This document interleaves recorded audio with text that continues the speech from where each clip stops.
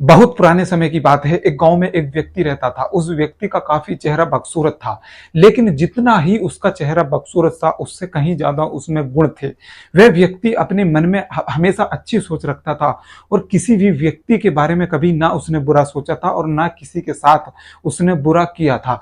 उसका कर्म अच्छा खासा था। हर बिल्कुल जैसे कि वो एक तरफ से बदसूरत था, उससे दूसरी तरीके से जितना कि वह बाहर से बदसूरत था उतना ही अंदर से उसका दिल एकदम साफ था। हर किसी के लिए दया करता था, हर किसी की हेल्प में हमेशा खड़ा रहता था। जिस राज्य में वह रहता था उस राज्य के राजा की भी उसने कई बार मदद की हुई थी। एक दिन उस राजा ने उस व्यक्ति को अपने दरबार में बुलाया। अपने सैनिकों से सैनिकों को आदेश दिया कि जाओ और उस व्यक्ति को बुलाकर लेकर आओ। जब वह व्यक्ति को बुलाने जाते हैं सैनिक, तब वह व्यक्ति राजा के दरबार में आ जाता है और राजा जी उससे एक क्वेश्चन करते हैं कि तुम मुझे ये बताओ कि जितना तुम्हारा चेहरा बदसूरत है उससे कहीं ज्यादा आपका दिल एकदम साफ है और आप अपने मन में हमेशा अच्छे विचार रखते हो।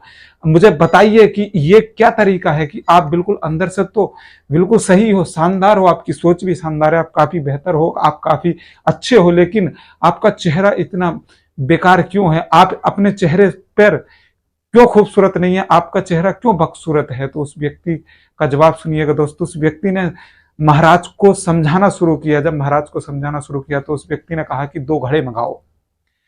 घड़ा एक सोने का होना चाहिए और एक मिट्टी का घड़ा होना चाहिए। उन दोनों घड़ों में पानी मंगाओ।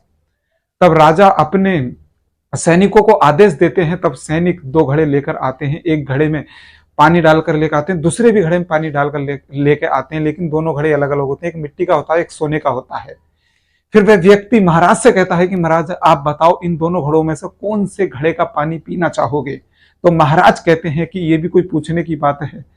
अप्रैल का महीना चल रहा है, इस महीने में इतनी खतरनाक गर्मी पड़ती है, तो ऐसी खतरनाक गर्मी में मुझे मिट्टी के घड़े का ही पानी सबसे बेहतर लगता है, तो मैं हमेशा मिट्टी के घड़े का पानी ही पीता हूं गर्मियों में। ये कोई पूछने की बात है आपको? तो वह समझाने लगता है वह व्यक्ति कि देखो राजा साहब, जिस तरीके से आपने सोने के घड़े में पानी नहीं पिया, जबकि वो इतना कीमती था और इतना खूबसूरत था, और मिट्टी का घड़ा कोई खास कीमती भी नहीं है और ये काफी बदसूरत है, फिर भी आपने इस घड़े का पानी पिया।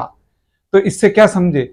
यही कि देखो, कोई भी किसी भी चीज की अहमियत तब पता चलता है जब उस चीज की जरूरत होती है। उस चीज की जरूरत होती है। देखो दोस्त, बाहर से कोई भी व्यक्ति का चेहरा कैसा भी हो, उसको दोस्त उसके चेहरे से जज मत करिए, उसके अंदर से जज कीजिए। उसके कर्म कैसे है, उसका व्यवहार कैसा है, उस चीज से जज करिए दोस्त। किसी को भी गलत जज चेहरे से देखकर जज मत करना। और दोस्त, अपने चेहरे को लेकर कभी भी परेशान मत रहिएगा यार दोस्त।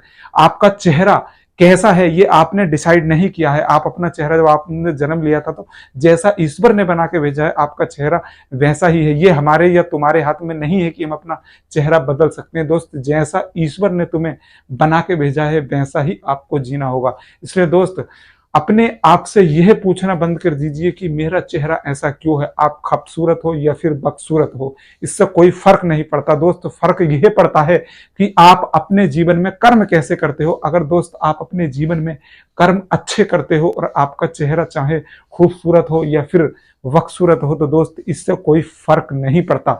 दोस्त, एक टाइम ऐसा आ जाता है आपकी जिंदगी में, आप अपनी जिंदगी में आप कुछ ऐसा बड़ा कर लेते हो, आप कुछ महान काम कर लेते हो, तो दोस्त आपका चेहरा देखकर कोई भी व्यक्ति ये नहीं कहेगा कि ये व्यक्ति गलत है। नहीं दोस्त, आपको हर व्यक्ति मोहब्बत देगा, प्यार देगा। बस आप अगर अपनी जिंदगी में सफल हो जाओगे दोस्त, जब आपको सफलता मिल जाएगी तो दोस्त आपकी खूबसूरती या फिर आपके बदसूरत से कोई फर्क नहीं पड़ता दोस्त।